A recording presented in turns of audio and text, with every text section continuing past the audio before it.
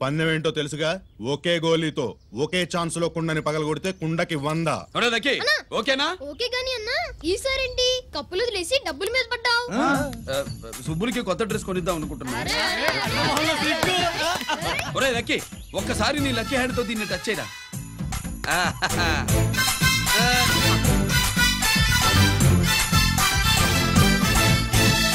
అదేంటి నోట్లో వేసుకున్నాడు? అదే గిరన్న స్పెషాలిటీ.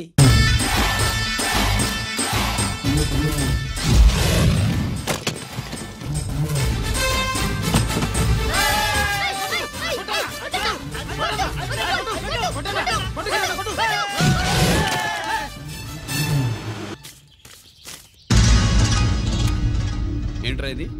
ఎలా కోళమా? మిగతా 500 నా దగ్గర లేవు. మర్యాదగా 3 అంకెలు లెక్కెట్టలోగా ఇవ్వకపోతే నాకు 3 అవుద్ది, ఆ తర్వాత నీకు 3. 1 2 3.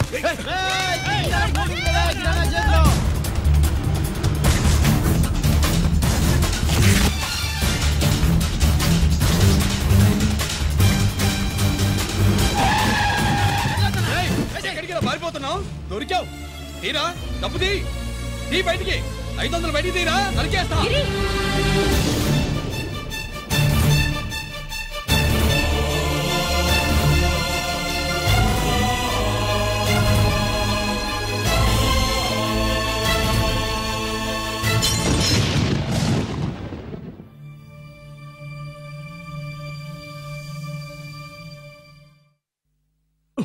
పెద్దాన్ని ఎలా చూడాలనుకున్నాను అలా చూశాను. వీణ్ణి ఎలా చూడకూడదనుకున్నాను అలాగే చూశాను. ఏం చేసావురా? నేనేం చేయలా, ఈయనే మొత్తం చెడగొట్టాడు. ఈ రోజు ఈయన వల్ల 500 లాసు. చూసావా, 500కి ఇచ్చిన విలువ కూడా నాకు ఇవ్వట్లేదు. విలువల గురించి మీరు మాట్లాడుతూ 14 ఏళ్ళు ఎక్కడున్నారో తెలియదు. ఉత్తరాలు లేవు, ఫోన్ పలకరింపులు లేవు. ఎట్లా ఉంటారా? మీ నాన్న ఏమన్నా జైల్లో ఉన్నా ఖైదీ అనుకుంటున్నావా? సెల్ ఫోన్ లేవు సప్లై చేయడానికి. పాకిస్తాన్ యుద్ధ ఖైదీ. వీడింతే మారడు. మీరు మారారా? ఎక్స్ట్రాలే వద్దనేది. ఎగస్ట్రాగా పుట్టినోడని కదా, ఎగస్ట్రాలే ఉంటాయి. ఏంట్రా గిరి, మాటకు మాట అని నాన్నగారికి కోపం తెప్పిస్తావు? నేను ముందే చెప్పాగా రాగానే నాతో పెట్టుకుంటాడని. నా దృష్టిలో కుటుంబం అంటే మీరు ముగ్గురే. మీరు హ్యాపీగా ఉండండి. తప్పుగా పెద్ద చొప్పొచ్చాడు. దమ్ముంటే నా తెగలు. పందరికి రెడీయా? రెడీయే. పందెమేంటో? ఈ సోడాని ఓపెనర్ తో పని లేకుండా చేత్తో ఓపెన్ చేసి ఎత్తిన సోడా దించకుండా గడగడా తాగేయాలి. తాగితే 200 ఇస్తా. అంతొద్దు, ఇంకో మాట చెప్పు. 500 ఇస్తా. అయితే ఓకే.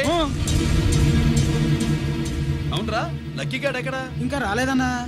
అన్నగిరినా, లక్కీ వాళ్ళ అమ్మ నాన్న ముగ్గురు చచ్చిపోయారన్నా. అందరూ పురుగుల మందు తాగేశారన్నా.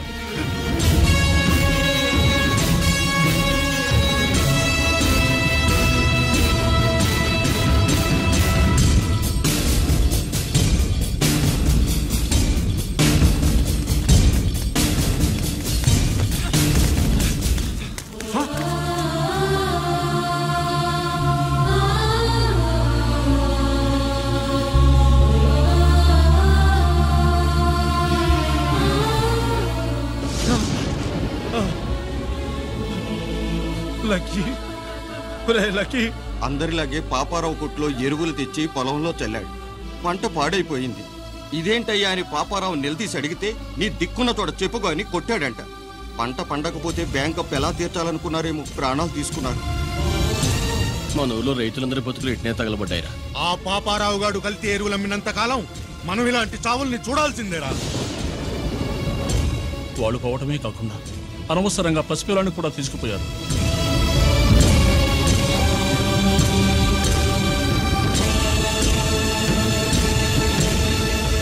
పాపం ఫండెను నేడు నీ భరతం ఫడతా చూడు. నీ ఫాలిటి యముణ్ణి నేను, నీ కరెక్ట్ మొగుణ్ణి నేను. బాగా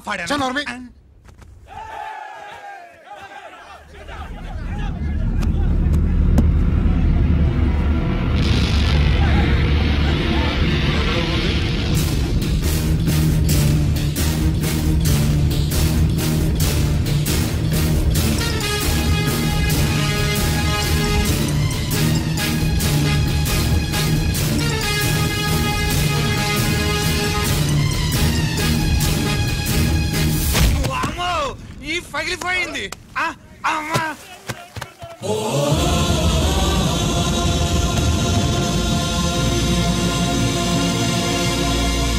ఏంటిది? ఇదేమన్నా హాస్పిటల్ అనుకున్నావా? వీడికి ప్రాణం లేదు. అయితే ఇక్కడికి ఎందుకు తీసుకొచ్చావు? తీసుకెళ్ళి శ్మశానంలో తగలై. రైతులు పంటలు పండిస్తున్నారు, కానీ పంటను ఎప్పుడు కల్తీ చెయ్యరు. కల్తీ లేని పంటను తిని ఒళ్ళు పెంచుకున్న మీకు మాత్రం కల్తీ అలవాట్లు వస్తున్నాయి.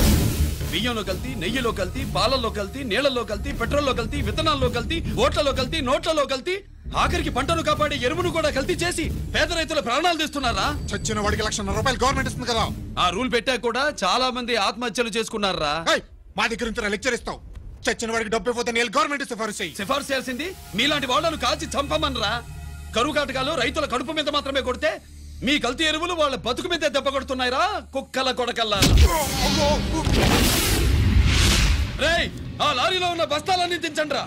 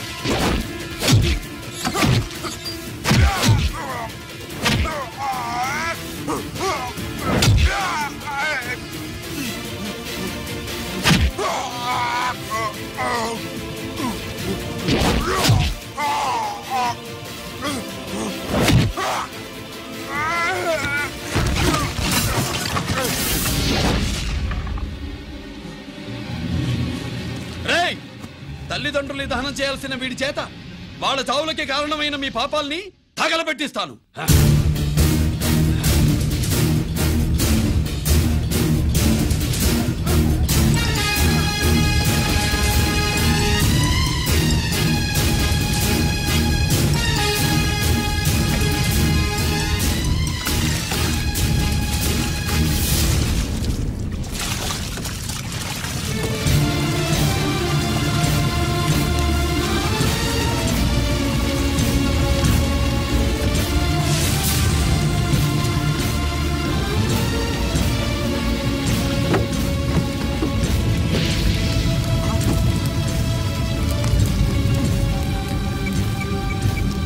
Police station.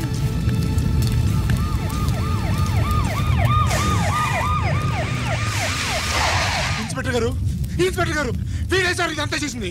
ఎవడో చచ్చాడని చెప్పి జనాలందరినీ వేసుకొచ్చి మమ్మల్ని అందరినీ కొట్టి నా బస్తాలని తగలబెట్టిశారు సార్. ఏంటి నువ్వేనండి ఇవన్నీ గాలి చేసినది? నేను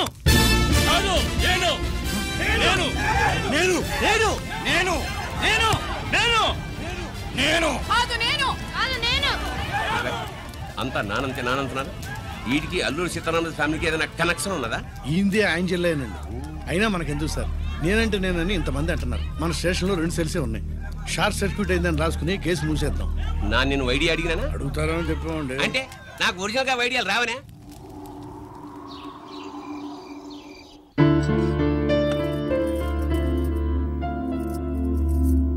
ఆగు రాజేశ్వరి.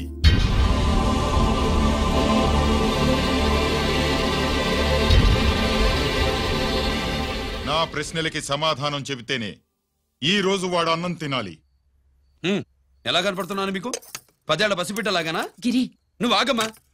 ఆయన బెత్తం పట్టుకుంటే చేయి చాపడానికి, గడియారం పెట్టి నిమిషాలు లెక్క పెడితే ముద్దలు మింగడానికి నేను ఇంకా పసిబిడ్డను కాదు. అదే అదే అలా అడ్డంగా మాట్లాడితేనే ఇంట్లో నుంచి వెళ్ళగొడతాను. మీరు లేకుండా 14 ఏళ్లు బతికాం, అది మర్చిపోకండి. ఏంట్రా నీ ఆవేశం?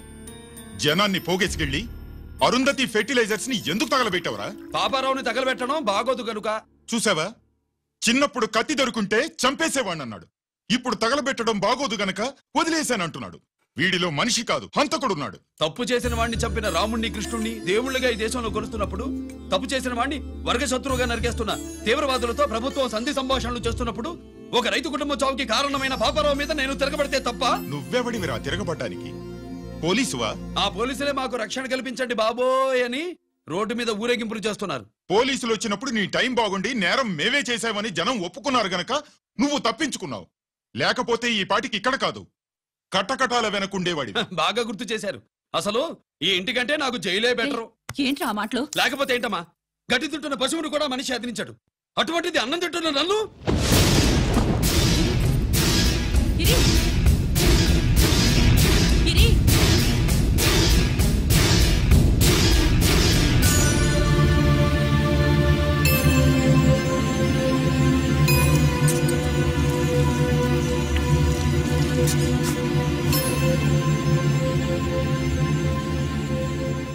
నన్ను ప్రేమించడం మానేయండి, ఊరుకుంటా.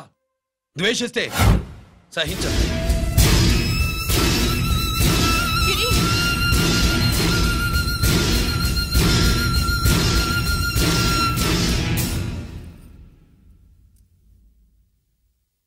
వాడిలా అయిపోయాడేంటి? వాడన్న మాటలు ప్రశాంతంగా కూర్చుని ఆలోచించండి, మీకే తెలుస్తుంది. రే కోటిగా, ఆ తగలబెట్టిన వాడి పేరేమిటి? ఆడి పేరు గిరి నాన్న. మన బ్యాంక్ చైర్మన్ ఎన్కౌంటర్ లో చంపాడే ఏసీపీ రంజిత్ కుమార్, వాడి తమ్ముడీడు.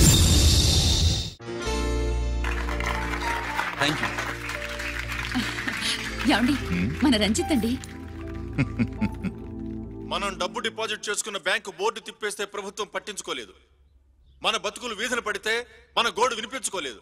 అలాంటి పరిస్థితుల్లో బ్యాంక్ చైర్మన్ అక్రమంగా దాచుకున్న లంచం డబ్బుని మనందరికీ సమానంగా పంచిచ్చిన ఆఫీసరు శ్రీ రంజిత్ కుమార్ గారు. ఆయనకు చేతులెత్తి నమస్కరిస్తున్నాను.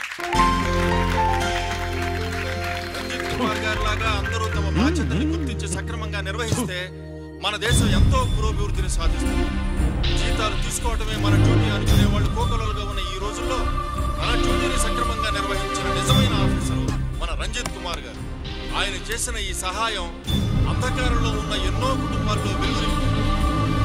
ఇప్పుడు వాలంటీర్ని స్వాతి మాట్లాడతారు. మామూలుగా ప్రజల కోసం రిస్క్ చేసిన ఆఫీసర్స్ ని ప్రభుత్వం ప్రమోషన్ ఇచ్చి సత్కరిస్తుంది. కానీ ఇప్పుడు వేరేలా సత్కరించడం జరిగింది. ప్రమోషన్ తో కాదు, ట్రాన్స్ఫర్ తో. బట్ ఈ నగర ప్రజలు మాత్రం ఏసీపీ గారిని ఈ మెడల్ తో సత్కరిస్తున్నారు. ఇది గవర్నర్ గారి మెడల్ కన్నా, ప్రెసిడెంట్ మెడల్ కన్నా గొప్పదని నా ఉద్దేశం.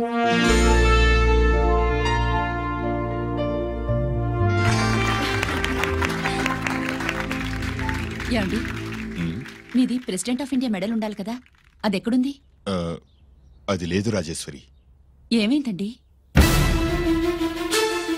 పోయింది, పోగొట్టుకున్నాను. అదేమిటండి అంత విలువైన మెడలు? పోయిందని చెప్తున్నాను కదా, విసిగించకు.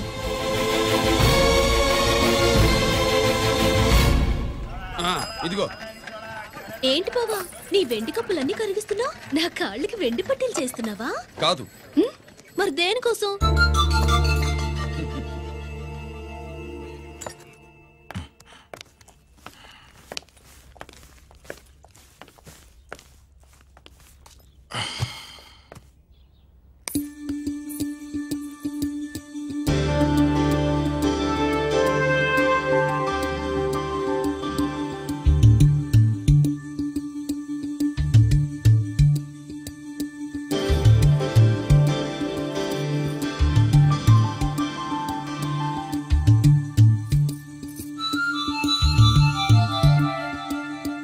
ఏమండి, మీ ప్రెసిడెంట్ మెడల్ పోలేదండి, అదిగో అక్కడే ఉంది చూడండి.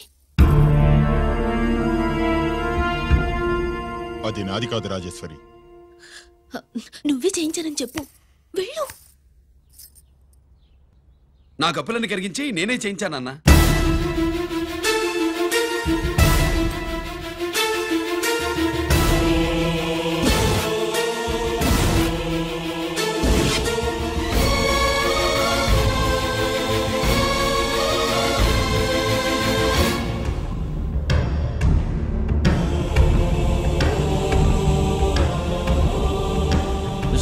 Chakravarti, surrender all your medals, including the President's Gallantry Award. Including the President's Gallantry Award.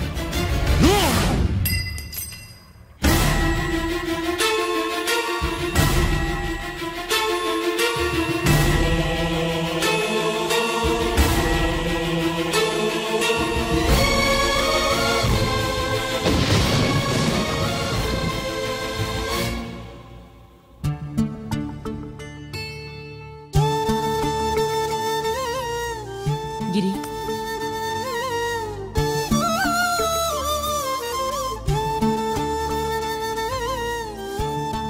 మీ నాన్నగారి మెడలో ఈ మెడలు వేసే రోజు రావాలంటే ముందు నువ్వు ప్రయోజకుడు అవ్వాలి.